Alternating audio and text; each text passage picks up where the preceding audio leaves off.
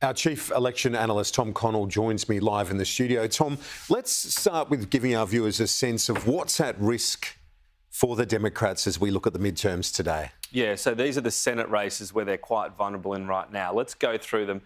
Just the most vulnerable ones. First of all, looking at Georgia here. So this is an interesting contest because it's been quite willing. There's been a lot of controversy around Herschel Walker, the Republican there, allegations he made a girlfriend to get an abortion and he has secret children. He's denied them. Raphael Warnock is a Democrat who knows it's a generally red state, so he's trying to take the high moral ground there.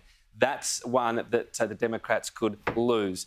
Then we move on to Nevada. Again, this has been an issue where initially we thought abortion might be a really defining issue, abortion rights, but in the past couple of weeks it has emerged in terms of immigration being an issue. The Republicans have been able to run on really well. So the polls have tightened and now have the Republicans in the lead in Nevada there. New Hampshire, again, polls have tightened here, and this result looked like it would be really strong for the Democrats only a few weeks ago. In fact, it's an intriguing race because the Democrats actually spent money in the primaries to get their preferred Republican candidate in the race.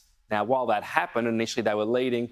Now it seems as though this is genuinely in danger for the Democrats. And Arizona is the final one. Again, this race has tightened a lot. Only a few weeks ago, you would have thought the Democrats would win it. Now it's a toss-up at best for the Democrats. Blake Masters getting a big help from Kari Lake and her very high-profile bid for governor. So they're the risk areas, Kieran, for the Democrats, the riskiest Senate positions they're most likely to lose tonight. Tom, there's a lot of talk about the red wave, but there are a couple of opportunities where the Democrats might go against the tide. Some vulnerabilities. The best one has always been Pennsylvania, and it's been a very high-profile contest. It's one in which we've seen initially John Fetterman be a really strong favourite for Democrats, but he had a stroke only a few months ago and didn't perform very well in that recent debate. Mehmet Oz has been really deeply unpopular, but is seen as the front runner now because of concern about whether John Fetterman can actually play out his role. Ohio, we've got a retiring Republican, which always gives you a bit of a better chance. It has been a pretty close polling contest, but again, what we've seen here in Ohio in recent weeks is momentum building for Republicans. And this is the story of this midterm, the past few weeks, and concern about the economy trumping other concerns.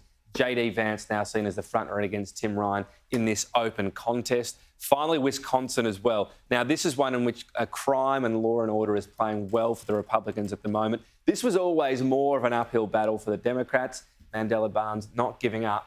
But, again, momentum not his friend. So that's the broad story here over the past few weeks. The fact the Republican Party a few weeks ago was looking like it would be tough to get the Senate race, all the momentum going their way. And let's remind ourselves where this all plays out in terms of the Senate race and why just one slip-up can be fatal for the Democrats. This is how the Senate is right now.